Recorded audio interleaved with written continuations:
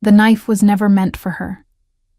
Josie understood that the moment the cold steel kissed her forearm, a sharp, clean line of fire drawn from her elbow to her wrist, and the little girl standing behind her let out a sob so small it was nearly swallowed by the chaos of the great hall.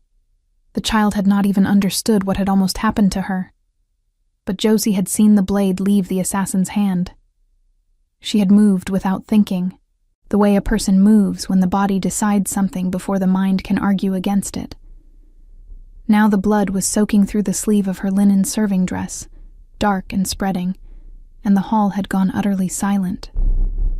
Josie stood between the fallen blade on the stone floor and the small girl, 7 years old, perhaps 8, clutching the back of Josie's skirt with both fists. Around them, 24 wolves in human form had frozen in place. Cups still in hands, food still at lips. Every eye in the room fixed on the young woman with the pale braid and the gray wool cloak now stained red at the cuff. She had been a waitress at the iron table for 3 years. She had carried heavy trays in the cold, learned to keep her eyes low and her steps quiet, learned which lords drank until they wept, and which ones drank until they grew dangerous. She had learned to survive in Varick's hold, a place that was neither kind nor unkind to Omegas, simply indifferent to them, which was almost worse. 3 years of invisibility. 3 years of being the girl who refilled goblets and was never truly seen. And now every single person in this room was looking at her. Move away from the child. The voice came from the far end of the hall. It was not loud. It did not need to be. It carried the particular weight of a voice that had never once needed to raise itself to be obeyed, and it pressed against Josie's ribs like a hand pushing her back a step. She did not move. She turned her head slowly toward the source of that voice instead. He was already standing. Caius Dreven, the Alpha King of the Northern Pax, Lord of Varick's Hold, sovereign of 6 territories and feared from the mountain passes to the southern coast, had risen from the head of the long oak table. He was broader than the stories made him. Dark braids pulled back from a face that was all strong angles and controlled stillness, ice-blue eyes beneath heavy brows, a jaw set so hard it might have been carved from the same stone as the hall's walls. He wore a black leather vest crossed with thick straps, a fur mantle draped over one shoulder, and leather bracers at both wrists. A scar ran faint and old along the left side of his jaw. He was looking at Josie, not at the assassin now pinned to the floor by 2 royal guards, not at the knife still gleaming on the stones, not at the small girl trembling behind the waitress's skirt, at Josie. "I said move away from the child," he repeated. She felt the words settle over her like a stone dropped into still water. Her arm throbbed. The blood had reached her fingers now, dripping slow and deliberate onto the floor. She should have been terrified. By every instinct she had spent 3 years carefully building, she should have stepped back, lowered her head, and made herself small. Instead, she said quietly and very clearly, "She is frightened. I will not leave her until someone she trusts comes for her." The silence deepened into something almost geological. A man to Caius's right, broad-shouldered, with a gray-streaked beard and the bearing of a general, made a sound low in his throat. One of the guards gripping the assassin tightened his jaw. Someone at the far end of the table set down a goblet with a soft, deliberate click. Caius Dreven did not move.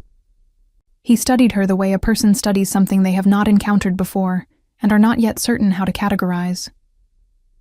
"Your arm," he said finally. It was not a question. "It is fine," Josie said. It was not fine. "Who are you?" he asked. "Josie Wren. I serve tables in the East Wing." Something shifted in his expression. Not warmth. She would not have called it warmth. But something opened in his face for just a moment, the way a shutter opens an inch before someone thinks better of it and closes it again. "Bring the healer," he said to no one in particular, and every person in the room understood the command was absolute. Behind Josie, small fingers tightened in her skirt. She reached her good arm back without looking and covered those little hands with her own. "It is all right," she said softly. "No one is going to hurt you." She did not know if that was true. She did not know much about this place beyond the weight of the trays and the chill of the stone floors beneath her boots at 5 a.m. She did not know who the child was, or why someone had sent a blade flying across a crowded hall toward someone so small. She would learn later that the girl was Caius Drevon's niece, that the assassin had come from a rival pack, that this moment, this single, unremarkable act of a waitress stepping in front of a knife, had been witnessed by every lord and general in the Northern Territory. She did not know any of that yet. What she knew was the cold of the stone hall, the fire in her arm, and the way the Alpha King was still watching her from across the room with an expression she had never seen on a powerful man's face before. It looked, strangely, like he was trying to remember something. The healer arrived at the door.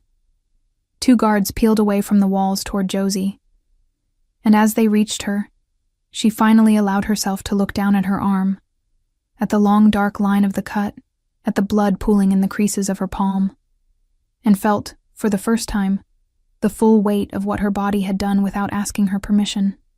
She had stepped in front of a blade meant for a child, and the most feared man in 6 territories had not taken his eyes off her since. They brought Josie to a small room off the main corridor, a healer's chamber that smelled of dried pine needles, iron, and something faintly sweet she couldn't name. The walls were lined with rough wooden shelves holding clay pots sealed with wax, bundles of herbs tied with coarse string, and glass vials filled with liquids in shades ranging from pale amber to deep forest green. A single candle burned on the table beside a narrow cot, covered in wool blankets the color of ash. The healer was a woman named Bryn, compact, sharp-eyed, somewhere in her 5th decade, with the kind of hands that moved with absolute certainty. She said nothing when Josie sat down on the edge of the cot. She simply unwrapped the blood-soaked sleeve, assessed the cut with the calm detachment of someone who had seen far worse, and began her work. Josie stared at the opposite wall and breathed.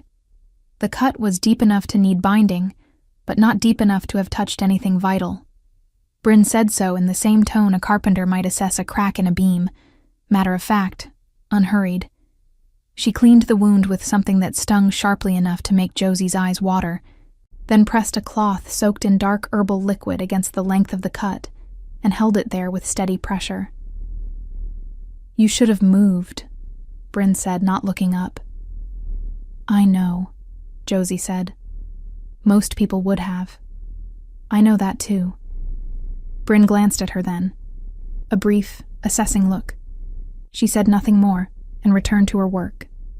Josie sat quietly and let herself feel the full weight of the room, the cold that crept in under the door, the distant sound of boots on stone corridors as the hold settled back into its routines, the faint smell of pine smoke drifting from somewhere in the walls. She had worked in this hold for 3 years and had never once been inside the healer's chamber. She had never needed to be. She had kept herself careful, kept herself small, kept herself out of the way of things that might break her. One thoughtless, instinctive moment had ended all of that. The door opened without a knock. Josie turned her head. A man stepped into the room. Not Caius, but someone who wore authority almost as visibly. He was perhaps 40, with a gray-streaked beard trimmed close to a square jaw, a dark wool tunic beneath a heavy cloak, and the posture of a man accustomed to walking into rooms first. His eyes were the gray of Riverstone, and they settled on Josie with immediate and unconcealed suspicion. "Wren," he said. He said it the way one might say the name of an object rather than a person. "Yes," Josie said. "I am Commander Aldrich Vane. I oversee the security of this hold." He let that settle for a moment, as though the words themselves were a form of pressure. "You will answer my questions." Bryn did not look up from her work, but her hands, Josie noticed, slowed slightly. "Of course," Josie said. "How did you see the blade before it was thrown?" "I didn't. I saw the man's arm move." Where were you standing? Near the east pillar. I had just set a pitcher of water at the lower table and was turning back toward the kitchen corridor. Vane studied her. The east pillar is 30 feet from where the child was standing. I'm aware. That is not a short distance to cover before a thrown blade lands. Josie met his gaze. I moved quickly. You moved faster than my guards. She said nothing to that.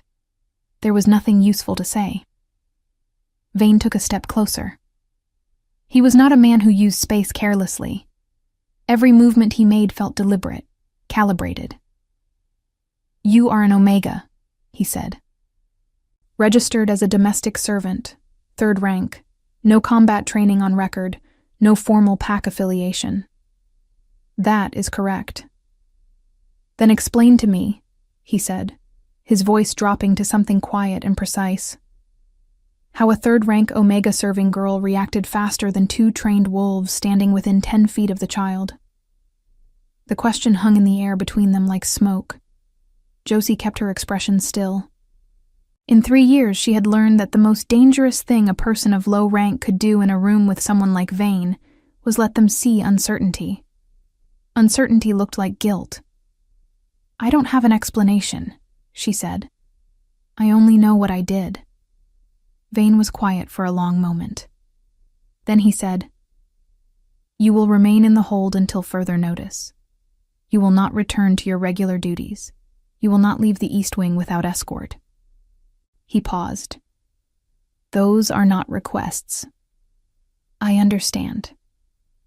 He looked at her one moment longer, then turned and left, the door closing behind him with a soft, final sound. Bryn finished binding Josie's arm in clean linen strips, tight and even. She tied off the end without ceremony, smoothed the edge of the bandage with her thumb, and sat back. Vane doesn't trust easily, she said. I noticed, Josie said. He doesn't trust anyone who surprises him, and you surprised everyone in that hall tonight. Bryn began cleaning her tools, dropping cloth into a wooden basin of water that turned immediately pink. The child's name is Mira. She is 8 years old. She is the only daughter of Caius Dravon's younger brother, Edrin, who died 2 winters ago during a border dispute. Josie absorbed this quietly. So she has no parents. She has her uncle. Bryn said it without inflection, without editorializing. Simply, she has her uncle, and the tone of it somehow conveyed that this was both everything and not quite enough. She is kept close, guarded. The king takes her safety seriously. A pause. Which is why tonight was significant. How did the assassin get into the hall? Bryn looked at her for a moment. That is Commander Vane's problem. She rose, carried the basin to the shelf beneath the window. You should sleep. That arm will pain you in the night. Where am I meant to sleep? My room is in the East Servants' Wing. I was told to tell you that a room has been prepared on the 3rd floor, South Corridor. Bryn turned back toward her shelves and said nothing more, in the manner of a woman who had delivered her message and considered the conversation complete. Josie stood slowly, flexing the fingers of her bound arm. They worked. The pain was manageable, a deep, steady throb rather than anything sharp. She pulled the sleeve of her dress back down over the linen, smoothed her gray wool cloak back into place, and walked to the door. Wren, Bryn said, not turning around. Josie paused. You did something rare tonight. A brief silence. The candle flame swayed. Most people, when they see danger, calculate. How much will it cost me? How much am I willing to give? She set a clay pot on the shelf with quiet precision. You didn't calculate. Josie stood in the doorway for a moment. No, she said. I didn't. She walked out into the corridor. The 3rd floor of Varick's hold was a different world from the East Servants' Wing where Josie had slept for 3 years on a straw pallet beneath a window that let in the winter wind. Here the corridors were wider, lit by iron sconces burning with fat tallow candles, hung with dark tapestries that kept the cold from the stone walls. The floor was covered in woven runners that muffled footsteps. The room she was brought to was simple, not grand by any measure of the hold's upper chambers, but by Josie's measure it was staggering. A real bed with a wooden frame and a mattress of actual wool stuffing. A writing table. A window with heavy curtains the color of midnight blue. A fireplace in which someone had already built a fire that burned steady and orange, throwing warmth across the entire room.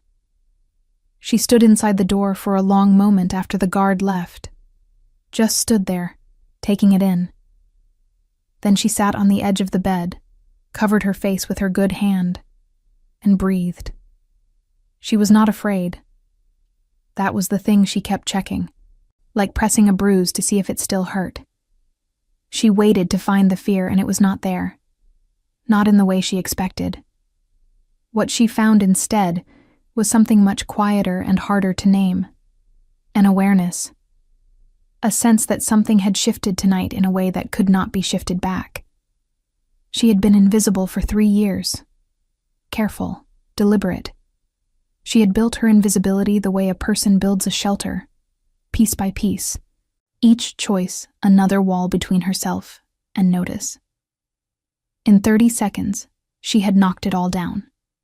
She lay back on the bed, stared at the ceiling, and listened to the fire breathe. She did not know what woke her. The fire had burned low, reduced to a bed of red coals that gave the room a dim, amber warmth. The candle on the writing table had gone out. The room was very quiet. Outside the window, the wind moved through the pine trees that grew along the hold's eastern wall, a soft and rhythmic sound like breathing. Josie sat up. There was someone in the corridor outside her door. She could not hear footsteps, but she felt the particular quality of silence that exists when someone has stopped moving. The held breath stillness of a person standing still on the other side of a door. She waited. A long moment passed.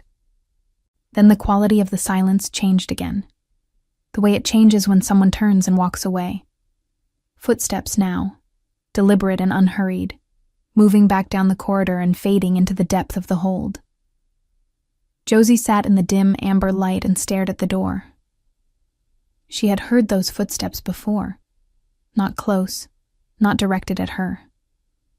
But she had spent 3 years in this hold with her head down and her ears open, and she had learned the particular rhythm of the Alpha King's walk, the same way she had learned everything else about Varek's hold. Quietly, without meaning to, simply because it was survival. Heavy, even, never rushed. She told herself it meant nothing, that any number of people walk these corridors at any hour, that she was imagining things, reading significance into footsteps in the dark, because tonight had shaken something loose in her, and her mind was searching for patterns that weren't there. She lay back down and pulled the wool blanket up to her chin. But sleep was a long time coming. In the morning, a young servant girl brought a tray. Warm bread, a wedge of hard cheese, a cup of something hot and herbed that steamed in the cold air from the window. The girl set it down without speaking, kept her eyes averted, and left quickly. Josie recognized the behavior. She had performed it herself, hundreds of times. She ate alone at the writing table, watching the pine trees through the leaded glass. The morning was overcast. The sky the flat white of a sky holding snow that hadn't fallen yet. Crows moved in the high branches. Somewhere below, in the hold's stone courtyard, she could hear the distant sound of training, the crack of wood on wood, the rhythmic count of a drill instructor's voice. She was on her second cup of the herbed drink, staring at nothing in particular, when the door opened again. This time it was not a servant. Caius Dravon filled the doorway the way mountains fill a horizon, not aggressively, but with a completeness that made everything else in the space seem to rearrange itself around him. He wore no fur mantle this morning. A dark wool tunic, leather bracers at the wrists, boots that had been outside already. There was a faint trace of pine mud at the toe of the left one. His braids were looser than the night before, a few strands fallen across his brow. He looked somehow more human in daylight, more tired. He looked at her sitting at the writing table with her cup of herb drink and said nothing for a moment. "You ate," he said finally. "Yes," Josie said. "Your arm. It hurts less than last night." He nodded once. He moved into the room, not far, just enough to let the door close behind him, and stood with his arms loose at his sides. His ice blue eyes moved over the room in the assessing way of a man who checks his surroundings as a matter of habit. Then they came back to her. "Mira wants to see you," he said. Josie set down her cup. "How is she?" Something moved across his face at that. Not surprise exactly, but something near it. Something that suggested the question itself was unexpected. "She is well," he said. "No harm came to her." A pause. "Because of you." The words landed between them in the quiet room. Outside, the training voices continued their distant rhythm. The fire had been stoked overnight and still burned steadily, throwing its warm orange light across the writing table and the half-eaten bread, and the woman sitting there in a gray wool cloak with a bandaged arm, watching the alpha king of the northern packs stand in the middle of her borrowed room with an expression she still could not quite name. "I would like to see her," Josie said. "Then you will." He moved to the door, paused with his hand on the frame. His back was to her for a moment. "Vane wants to question you further," he said. "I have told him it can wait." Josie absorbed this. "He doesn't trust me." "Vane doesn't trust anyone who surprises him." Bryn said the same thing. Caius turned his head slightly, enough that she could see the edge of his profile. Bryn is usually right. Then he pushed the door open and stepped out, and his footsteps, heavy, even, unhurried, moved away down the corridor. Josie sat for a long moment in the quiet room. The fire crackled softly. Snow had begun to fall outside the window, she noticed, fine and pale, drifting down through the gray morning air, settling in the branches of the pines. She looked at the door he had left through, and she thought about the footsteps in the corridor. Last night, the held-breath stillness outside her door. She told herself again that it meant nothing. She was significantly less certain than she had been the night before. Mira was smaller than Josie remembered. In the chaos of the great hall the night before, with the blade still ringing against the stone floor and blood soaking through her sleeve, Josie had registered the child only as a presence behind her. Small hands clutching fabric, a sob swallowed before it could fully form. Now, in the pale morning light of a sitting room on the hold's second floor, she could see her clearly. 8 years old, with her father's dark coloring and something in the set of her jaw that already resembled her uncle. She sat on a low wooden chair near the fire wrapped in a blanket of deep brown wool, her feet not quite reaching the floor, a cup of warm milk held in both hands. She had been crying recently. Her eyes were faintly swollen at the edges, but she was not crying now. She was watching Josie with the particular intensity of a child who has learned to study people carefully before deciding what to make of them. Josie crossed the room and crouched down in front of her so that their eyes were level. "Hello, Mira," she said. "Hello," the girl said. Then, after a moment, "Does your arm hurt?" "A little," Josie said honestly. "But it is already much better." Mira looked at the bandaged arm with an expression of solemn weight that sat strangely on such a young face. "You stepped in front of it," she said. "I saw you move. I didn't understand what you were doing at first." Her small fingers tightened around the cup. "Then I understood." "You don't need to think about that anymore," Josie said gently. "I think about it anyway." Mira lifted her eyes. "Why did you do it? You don't know me." Josie held the girl's gaze for a moment. It was a serious question, asked seriously, and it deserved an honest answer. I'm not certain I can explain it, she said. Some things happen before we decide to do them. Mira considered this with the gravity of someone filing it away for later examination. Then she said, My uncle says you are brave. Josie blinked. She had not expected that. He doesn't say things like that about people usually, Mira added, with the unconscious candor of childhood. He said it to Commander Vane this morning. I heard through the door. Commander Vane said you were suspicious, and Uncle said... She scrunched her nose slightly, recalling the exact words. He said that brave and suspicious are not mutually exclusive, and then they argued about it for a long time. Despite everything, despite the bandaged arm and the sleepless night and the uncertain weight of her situation, Josie felt a small and involuntary smile pull at one corner of her mouth. Did they? She said. They argue about most things, Mira said, with the resignation of long acquaintance. Vane thinks everything is a threat. Uncle thinks most things are, but not quite as many as Vane does. She took a small sip of her warm milk. I think you are not a threat, she announced, as though this settled the matter entirely. I'm glad to hear it, Josie said. Mira looked at her for another moment. Then she extended one small hand from beneath the blanket and held it out, palm up. It was such a deliberate, formal gesture that it caught Josie off guard. Thank you, the girl said, for stepping in front of it. Josie reached out and took the small hand in her good one and held it for a moment. You're welcome, Mira. Behind her, from the doorway, she felt the particular quality of presence she was already learning to recognize. She did not turn around, but she was aware of him standing there, watching, in the way one is aware of a fire at one's back, not seen, only felt. Vane found her in the corridor an hour later.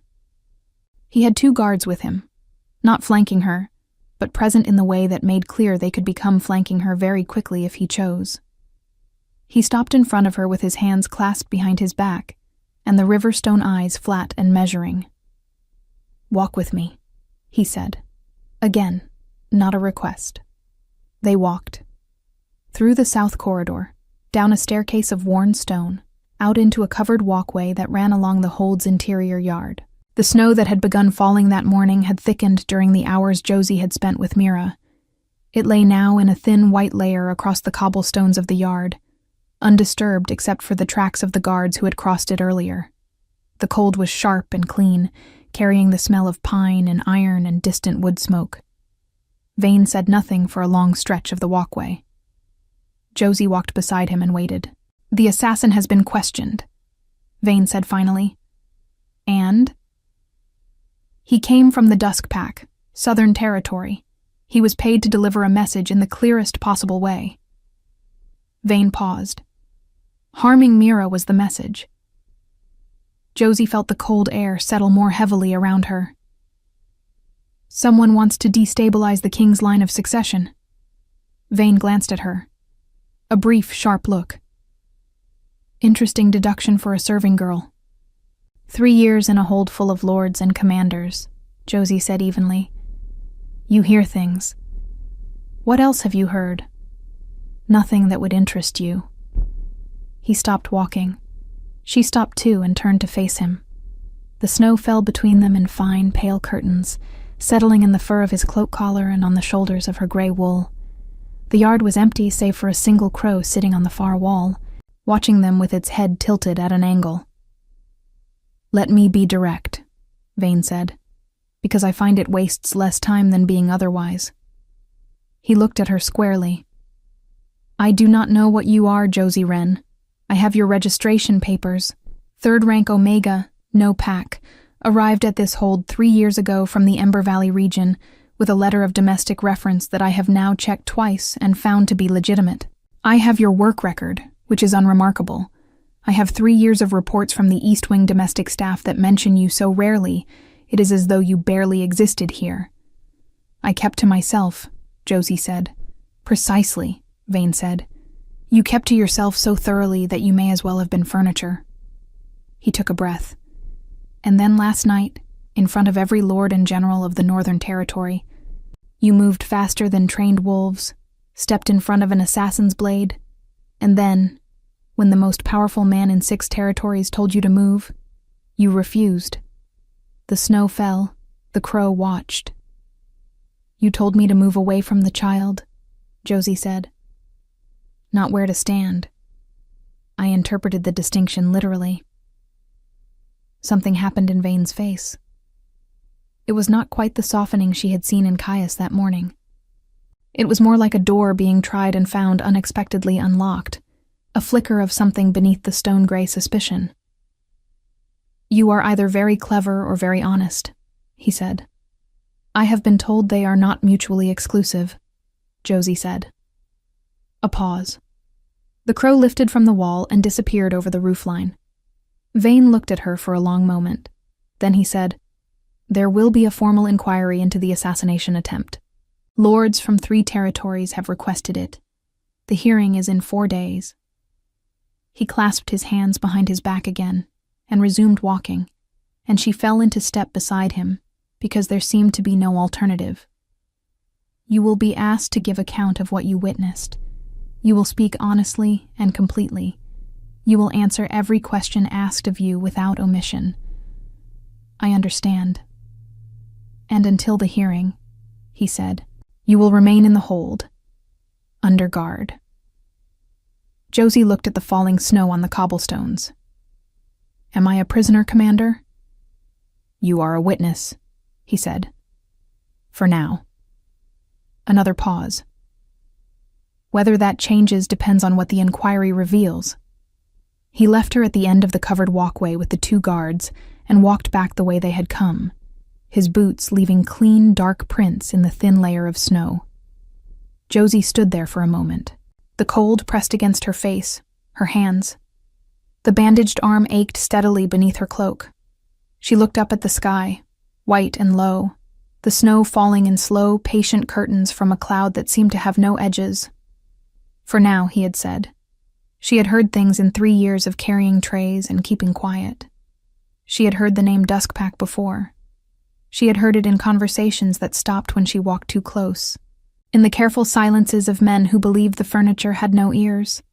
She had not realized, until this moment, how much she had been storing away without meaning to. The inquiry was not the only thing being prepared in Varek's hold. Josie learned this in pieces, the way she had always learned things here, through fragments overheard, through the behavior of others, through the specific texture of silence that gathers around information people are trying to keep contained. The hold had moved into a different register after the previous night. She felt it in the way guards stood at their posts, not the habitual, slightly bored alertness of normal watch, but something tighter, present, the way men stand when they believe the threat has not finished arriving. She felt it in the way the servants moved through the corridors with their eyes down more deliberately than usual, in the way conversations in the kitchens cut off the moment a door opened. On the second day of her confinement to the 3rd floor, Bryn came to change her bandage. The healer worked in silence for several minutes, unwrapping the linen, assessing the cut, which was healing cleanly, the edges closing well, applying a new layer of the dark herbal compound and rewrapping with fresh linen. She was nearly done when she said, without looking up, You know the Duskpack has made claims on the Northern Pass before. Josie said nothing. Waited. 3 times in the last decade, Bryn continued, tying off the bandage end with neat precision. Each time, the king held them back. The first time with armies. The second, with a treaty that cost the Northern Territories 3 years of grain tithe. She smoothed the edge of the linen. The 3rd time, Edrin died. Josie absorbed this, Mira's father, the king's younger brother. They blamed a border skirmish, Bryn said. It was not a border skirmish. How do you know? Bryn looked at her then. The candlelight caught in the sharp lines of her face. Because I tended his body when they brought it home, she said simply. And border skirmishes don't leave the marks that were on him. The fire in the corner of the healing room crackled and settled. Outside, the snow continued. It had not stopped since morning, and the world beyond the leaded window had become a white and muffled thing, the pine trees reduced to dark shapes, the courtyard below invisible beneath a clean, unbroken layer of white. "Why are you telling me this?" Josie asked. Bryn gathered her tools into her worn leather satchel, each item placed with habitual care. "Because you are going to be questioned in 4 days," she said. "And because the men who will be in that room are going to use what you know, or what they think you know, for their own purposes." She latched the satchel. "I thought you should understand the shape of the water before they push you in." She left without further explanation, the door closing quietly behind her. Josie sat alone in the room with her freshly bandaged arm and the fire and the sound of snow pressing its soft silence against the window, and she thought about the shape of water. She thought about Vane's flat gray suspicion, about Mira's serious eyes and extended hand, about Edrin, dead of something that was not what they called it. And she thought about the Alpha King standing in the doorway of the sitting room that morning, watching his niece hold the hand of a serving girl he did not know, with an expression on his face that she had been trying to decode ever since. She had stepped in front of a blade without calculating the cost. She was only now beginning to understand what the cost might actually be. On the third night, she woke again to footsteps in the corridor. This time they did not stop outside her door. They passed, heavy even, unhurried, and continued down the hall, and she lay in the dark and listened until they faded entirely, until there was nothing left but the wind in the pines and the faint shift of the fire in its grate. She lay there a long time after, staring at the ceiling. She was not furniture anymore. She was not invisible. 3 years of careful, deliberate smallness had ended in 30 seconds, and she could not decide, in the quiet dark of the 3rd floor, whether that was a disaster or the first true thing that had happened to her since she had arrived at Varick's Hold. Perhaps, she thought, it was both. The morning of the inquiry arrived with the kind of cold that had weight to it.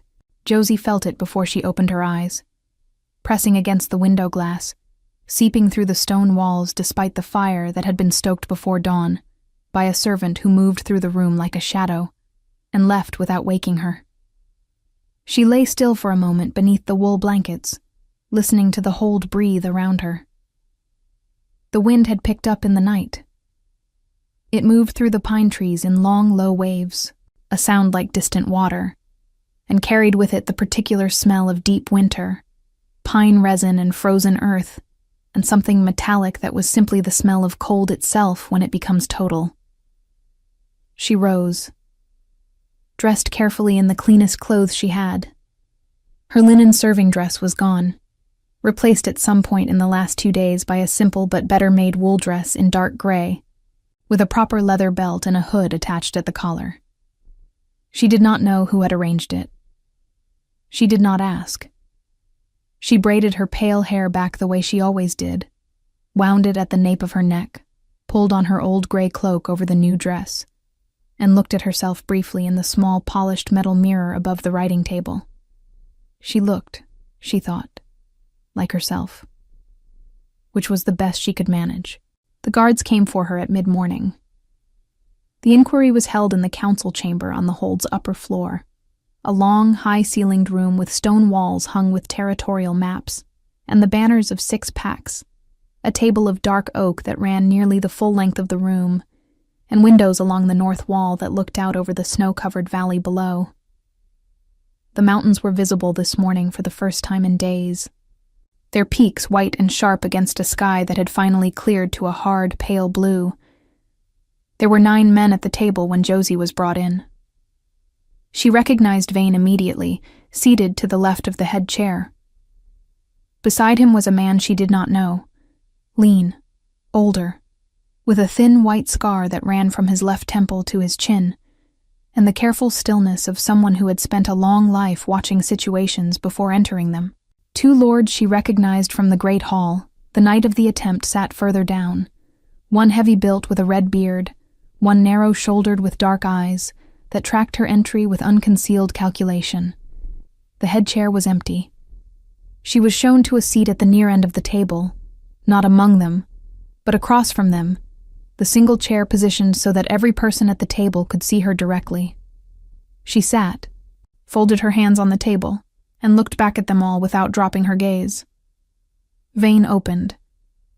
He was precise and methodical, walking through the events of the night in a sequence that left no room for interpretation. Where she had been standing, what she had observed, the exact moment she had moved. He asked her to repeat each answer twice, sometimes 3 times, varying the phrasing of his questions slightly each time. She recognized it as a technique for testing consistency. She answered each time with the same words because the words were simply true, and truth did not require variation. The lean man with the white scar spoke next. His name, she gathered from the way the others deferred to him, was Lord Brennan of the Eastern Ridge, one of the oldest territorial lords in the Northern Alliance, a man whose endorsement or condemnation carried weight that even Vane appeared to measure carefully. "You are registered as an Omega," he said. His voice was dry and unhurried, the voice of a man who had conducted a very large number of inquiries and found patience to be the sharpest tool available. "Third rank, no formal wolf affiliation." "That is correct," Josie said. "Do you shift?" The room was very quiet. Outside, the wind moved against the northern windows. "No," she said. "I do not." Brennan's eyes remained on her with steady, gentle pressure. "Interesting," he said, in the tone of a man for whom the word carried significant meaning. "And yet you moved with a speed that the Hold's trained wolves found remarkable." "I moved quickly," Josie said. "I cannot account for the precise comparison to others." "Cannot," Brennan said. "Or will not." Josie held his gaze. "Cannot," she said. "I know what I did. I don't know what others did in the same moment. I was not watching them." A pause. Then Brennan made a small sound that might, under different circumstances, have been interpreted as approval. He sat back and folded his hands on the table, and looked at her with the mild, attentive expression of someone who had found the answer to one question and filed it carefully away while preparing the next. The red-bearded lord leaned forward. "Let us be plain," he said. His voice was rougher than Brennan's, carrying the accent of the far western territories. "Someone in this hold allowed an assassin to reach the Great Hall during a formal gathering. That person, or persons, is either a traitor or catastrophically incompetent." His eyes moved briefly to Vane before returning to Josie. "What I want to know is what a serving girl saw that 8 trained guards did not." Josie considered. "I saw a man who was not comfortable," she said. Silence. "Explain," Vane said. "He was dressed as a servant. He was standing near the west wall with a pitcher of wine, but he had not moved from that position since I entered the hall. I noticed because I was calculating the route I needed to take to refill the upper table without crossing his path." She paused. "Servers move. They have to." He was very still, and he was watching the child, not the lords. Brennan's hands unfolded slightly on the table. "You observed all of this while working." "I observe most things while working," Josie said. "It is useful. Why would a serving girl find it useful to observe the room so carefully?" She looked at him steadily. "Because I am an unaffiliated Omega in a hold full of wolves," she said, with a quiet plainness that allowed no misinterpretation. "Knowing the room is how I have stayed safe for 3 years." Something shifted in the air of the council chamber. It was not dramatic. No one moved. No voices were raised. But she felt it. A slight recalibration. The way the quality of attention in a room changes when something has been said that cannot be unsaid and cannot be argued with. The narrow-shouldered lord with the calculating eyes spoke for the first time. "You have been here 3 years and remained entirely unremarked," he said. "That is, in itself, a notable skill. It is survival, Josie said. Not a skill. For some people, he said, those are the same thing. The door at the far end of the chamber opened. No announcement, no guard entering first to clear the space. Simply the door, swinging open on its iron hinges, and Caius Drevon walking in. He wore a heavier cloak than usual, deep black wool over the leather, a fur collar against the cold that had clearly followed him in from outside. There were traces of the morning on him, the sharp cold color in his jaw, a few pine needles caught in the fur at his shoulder that he had not noticed or had not bothered to remove. He had clearly been outside recently, and in a hurry to be inside again. He took the head chair without ceremony and looked down the length of the table. "Where are we?" he said. Vane briefed him in 4 sentences. Caius listened without interrupting, his eyes moving once to Josie at the far end of the table, and then back to Vane with the focused attention of a man processing several things simultaneously. When Vane finished, Caius said, "The assassin. Who paid him?" "He has given us a name," Vane said. "Rendered Callow, a lord of the southern Dusk Pack, 2nd tier, not the pack leader, but with enough resources and motive." "Motive," Caius said. "Destabilization of the succession line. Mira is the last direct heir after yourself. Removing her would leave the Northern Alliance without a clear path of inheritance and open the question of territorial leadership." Vane paused. "It would also be a message that even within your hold's walls, you cannot protect what is yours." The room absorbed this in silence. Outside, the wind pressed against the northern windows with a long, steady sound. The mountains stood white and motionless beyond the glass. Caius was quiet for a moment. Then he looked down the table at Josie. "You stopped the message from being delivered," he said. "I stopped a blade from reaching a child," she said. "I wasn't thinking about messages." Something moved in his face.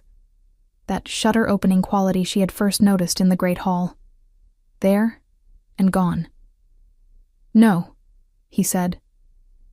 "I don't suppose you were." Brennan spoke carefully. "There is the question of what happens next. If Callow is confirmed as the source, the Southern Lords will expect a response. The nature of that response will require negotiation."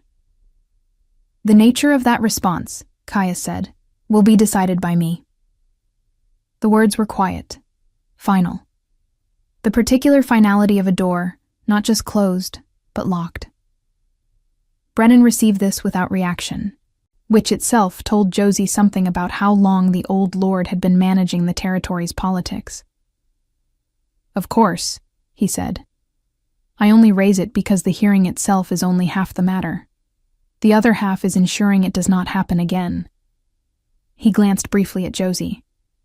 "Which brings us to the question of this young woman's role going forward." Josie looked at Brennan. "My role," she repeated. "You are currently restricted to the hold's east wing," Vane said. "Under guard.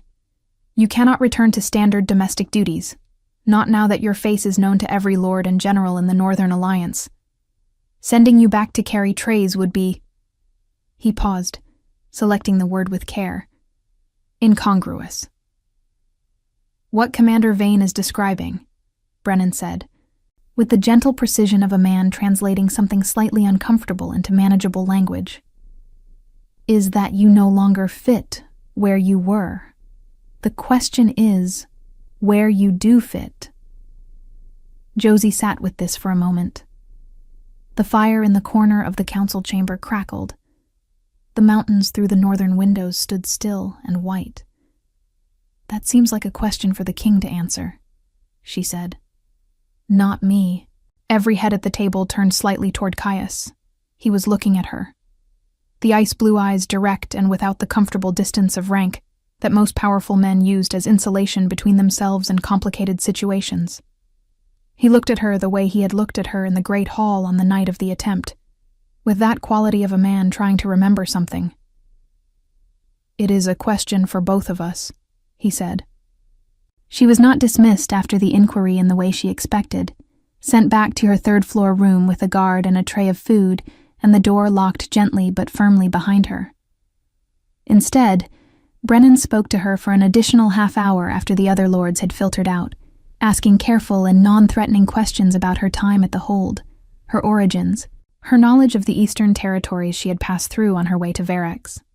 She answered honestly. There was nothing in her past she had hidden out of guilt, only out of the practical understanding that unaffiliated Omegas did not advertise their histories in holds they were trying to survive in. Brennan listened to everything she said with that mild, attentive expression, and at the end he looked at her over the table and said, "You remind me of someone." "Who?" she asked. "Someone I knew a long time ago," he said. She also observed everything and said very little, and moved faster than anyone expected when it mattered. He rose from his chair with the careful economy of a man whose joints had opinions about cold weather. "I hope your time at this hold improves, Josie Wren." He left. Vane was the last one in the room. He stood at the window looking out at the valley for a long moment, his hands clasped behind his back, the flat gray light of midwinter falling across his face. "You handled that well," he said, without turning. "I told the truth," Josie said. "Yes." A pause. "That is, in fact, what handling it well looks like." He turned from the window then, and she saw something in his face that had not been there in any of their previous encounters. Not warmth, not trust, not yet, perhaps not ever, but the very beginning of something, a crack in the stone-gray surface. "I have been doing this for 17 years, he said. "Watching rooms, watching people, assessing threats." He looked at her directly. "I was wrong about you." It cost him something to say it. She could see that. "You were being careful," she said. "That's your purpose." "It is." He picked up a document from the table, folded, sealed with the king's mark, and held it out to her. "Your new assignment," he said, "as of this morning by the king's order." She took it, looked at the seal, did not open it in front of him. Vane moved toward the door, paused at the frame, his back to her. "Callow will not stop with one attempt," he said. "Whatever happens next, whatever role you occupy in this hold going forward, do not stop watching the room." He stepped through the door. "It is the thing you do better than most people I have trained." He was gone. Josie stood alone in the empty council chamber. The fire had burned low. The mountains through the window were turning gold at their peaks as the sun moved west, the long amber light of a winter afternoon beginning to fill the valley below. She looked down at the folded document in her hands, at the seal pressed into dark wax, the wolf's head of the northern throne, sharp-eared, forward-facing. She broke the seal and read. Outside, the wind moved through the pines in long, patient waves. The mountains held their snow. The cold pressed its clean, steady weight against the glass. And Josie Wren, who had spent 3 years being furniture, read her new assignment and understood that nothing about the next chapter of her life was going to be quiet. The document contained 4 lines. "Josie Wren is hereby appointed to the position of personal aide and protector to Mira Drevon, ward of the Northern Throne. She will reside in the family wing of Verax Hold. She will report directly to the Alpha King. This appointment is effective immediately and is not subject to review by the Territorial Council." She read it 3 times. Then she folded it carefully along its original crease and held it in both hands and looked out at the gold-tipped mountains for a long moment. Protector. Not a servant. Not furniture. Not a third-rank Omega refilling goblets in a cold hall at 5 in the morning. Protector. She did not know whether to feel honored or terrified. She settled after a moment on both. The family wing was on the hold's 2nd floor, west side, a corridor that branched off from the main passage behind a heavy oak door reinforced with iron straps. A guard stood at the door at all times. The corridor itself was warmer than the rest of the hold. The walls hung with tapestries in deep red and brown that kept the cold from the stone. The floors covered in thick woven runners. There were 4 rooms. Mira's was the second on the left. Josie's new room was directly across from it. She moved her few possessions that afternoon. There was not much: her old gray cloak, a spare linen underdress, a small wooden comb, a book she had carried from the Eastern Territories and read so many times the spine had softened to the texture of cloth. She set these things in the new room and stood in the middle of the floor and listened to the hold around her.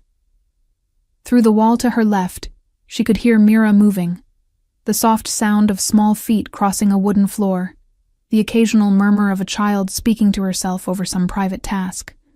Alive. Safe. Present. Josie sat on the edge of the bed and felt something release in her chest that she had not known was held tight. The days that followed had a different texture from anything in her 3 years at Varick's hold.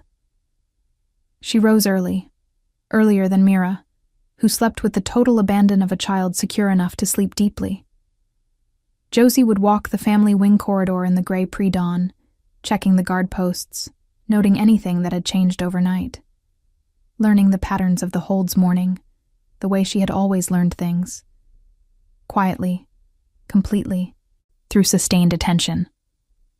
Then she would be at Mira's door when the girl woke, and they would walk together to the morning meal in the smaller family dining room, and the day would unfold from there. Mira was, Josie discovered, a child of tremendous and occasionally exhausting intellectual energy.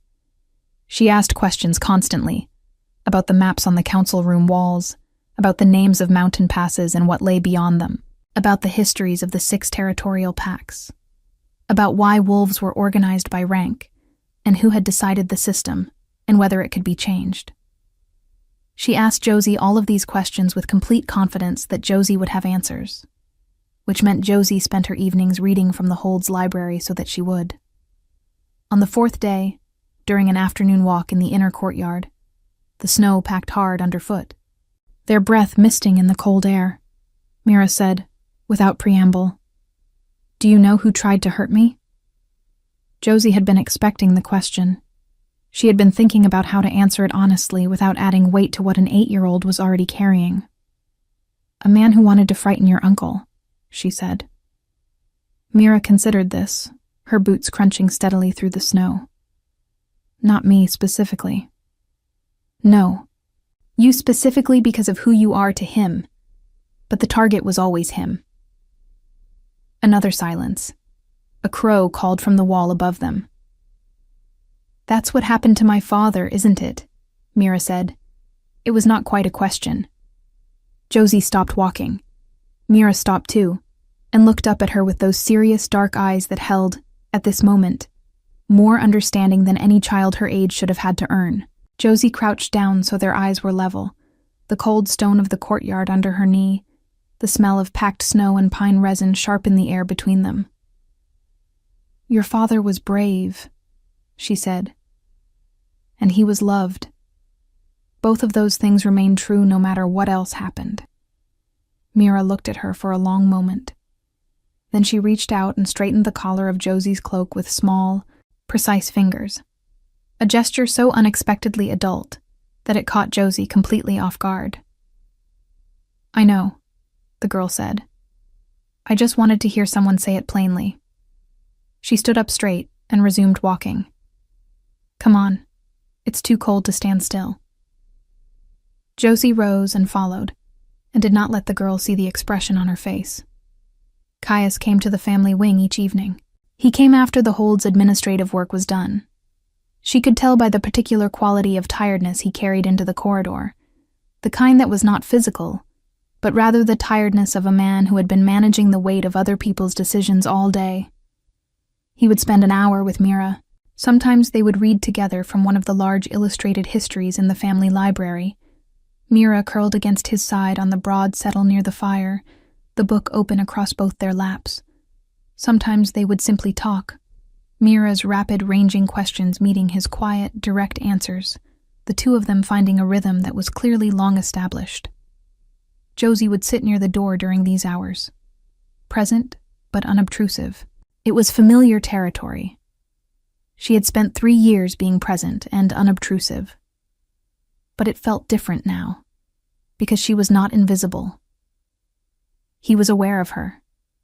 She was aware of him. They occupied the same quiet space and did not pretend otherwise. On the 6th evening, after Mira had fallen asleep mid-sentence over her book and been carried to bed, Caius came back to the small sitting room and stood near the fire. Josie was at the window, watching the snow that had begun falling again, fine and steady, blurring the pine trees into dark shapes. "She's been sleeping better," he said. "She feels safe," Josie said. "She's brave, but she needed to feel safe first."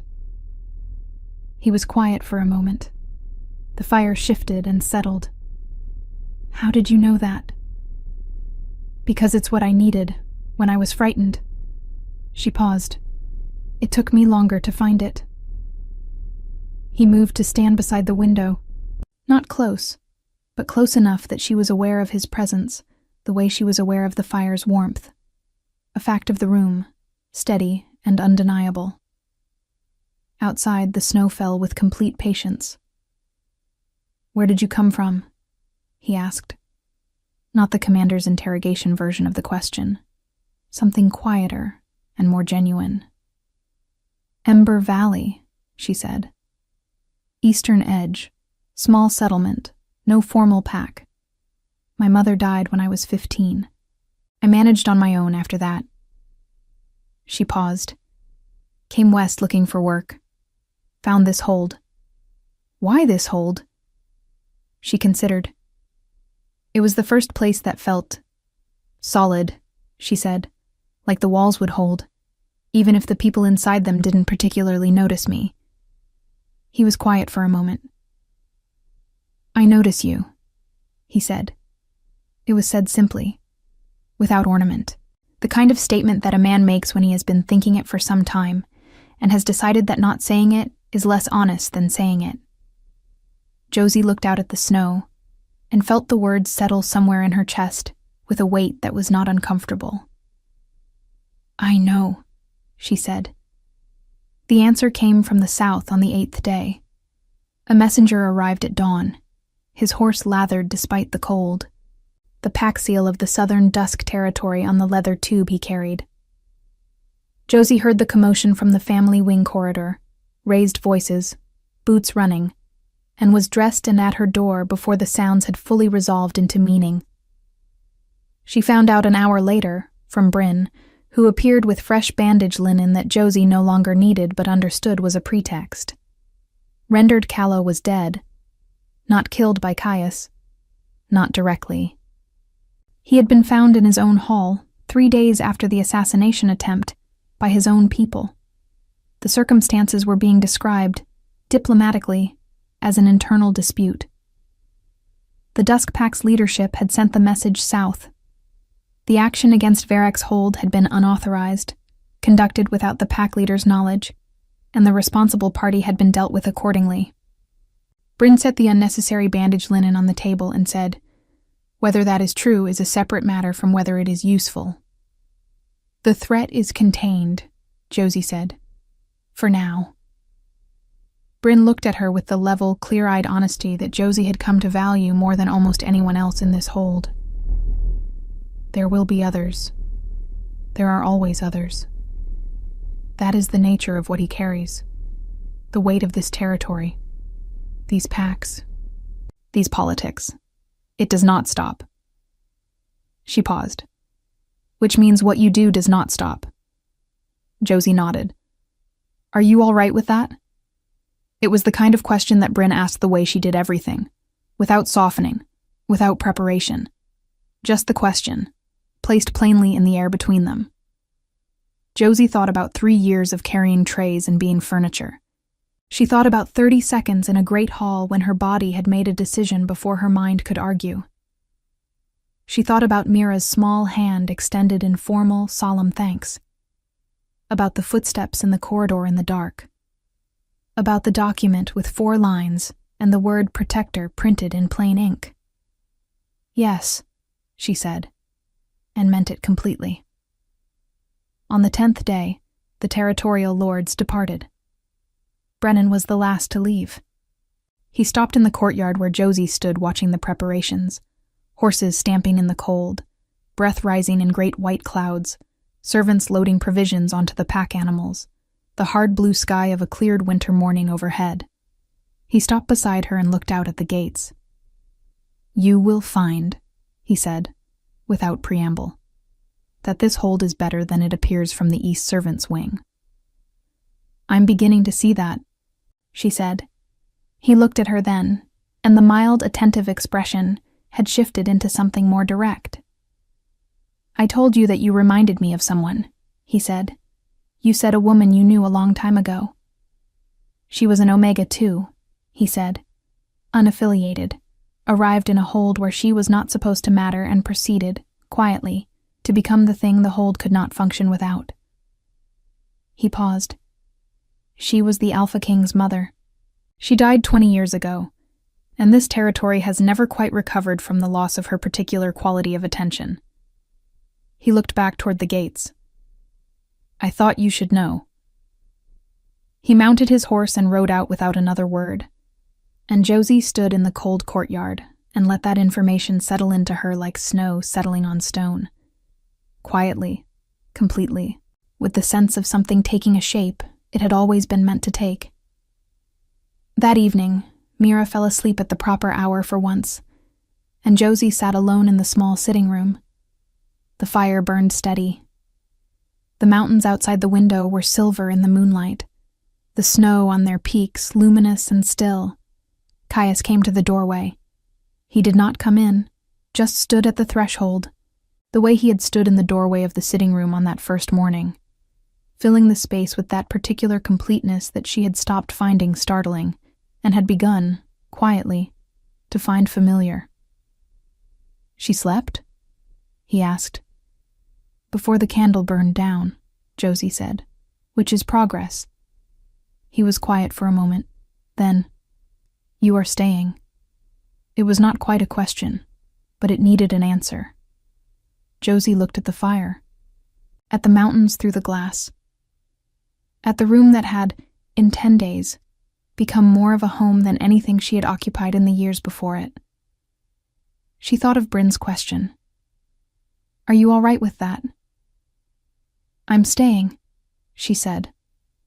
He nodded once. And then, in the doorway, something happened in his face that she had never seen there before. Not the shutter opening an inch, not the controlled stillness cracking at its edges, but something full and unguarded and quietly certain. He looked at her the way a person looks at something they had stopped believing they would find and have found anyway, and the sight of it pressed gently against something behind Josie's ribs. "Good," he said. He stepped back from the doorway. His footsteps moved down the corridor, heavy even, unhurried, and for the first time since she had learned to recognize them in the dark, they did not fade into the distance. They stopped at the end of the corridor. She heard the door to his study open and close. He was home. Epilogue. Winter gave way to spring in the way it always does in the mountain territories, slowly, grudgingly, and then all at once. The snow retreated from the courtyard first, then from the lower branches of the pine trees, then from the valley floor visible from the family wing windows. The crows that had spent the winter observing Varek's hold with their heads tilted at philosophical angles dispersed to wherever crows go when the cold breaks. The mountains kept their white peaks, but softened everything below the tree line into the new, sharp green of early spring growth. Mira grew 3 inches, which she announced with great satisfaction. She had developed a habit of marking her height on the doorframe of the family library with a piece of chalk, standing ramrod straight with her chin lifted, which Josie pretended to supervise with great seriousness, while privately finding it one of the more endearing things she had ever witnessed. Vane stopped treating Josie as a variable to be solved, and began treating her as a colleague. A shift that announced itself, not in any statement, but in the way he began including her in morning security briefings without being asked, and occasionally asking for her assessment of situations with the gruff, sideways phrasing of a man who had not quite accepted that he was asking for opinions, but had accepted that the opinions were useful. It was, she decided, the closest thing to friendship that Vane was capable of, and she received it accordingly. Bryn continued to appear with various pretexts: a tincture for winter dry skin long after winter was over, a query about whether the family wing fire was drawing properly, and Josie continued to receive these pretexts as the visits they actually were, which were the visits of a woman who had been largely alone in this hold for a long time, and had found, unexpectedly, someone worth the company. The Dusk Pack held its silence through the spring. The Southern Territories realigned, as territories do when their internal leadership changes, and the weight of that particular threat receded into the background of ongoing politics. Present, acknowledged, managed. Rendered callow remained dead. Mira asked, one morning in late spring, while they sat in the courtyard in the first genuine warmth of the season. The stone bench sun-warmed, the pine trees throwing moving shadow across the cobblestones. Whether Josie would still be there when she was grown. Josie looked at the mountains. The snow on their peaks had receded to just the very tops now, bright white against a sky that had finally remembered how to be blue. "Yes," she said, simply and without qualification. Mira nodded, satisfied, and returned to the book open on her knee. And Caius, who had come into the courtyard from the direction of the stables, and stopped when he saw them there, who stood for a moment in the warm spring light, watching his niece read and the woman beside her look at the mountains, said nothing at all. He crossed the courtyard, sat on the bench on the other side of Mira, and read over his niece's shoulder in the quiet way of a man who is exactly where he intends to be. The mountains held their light. The pine trees moved in the spring wind. The courtyard was warm and still, and Josie Wren, who had arrived at Varick's hold with nothing but a worn cloak and 3 years of careful invisibility, sat in the sun and understood, completely finally without the shadow of a doubt, that she had stopped surviving. She was living now, and it was enough. It was more than enough. It was everything.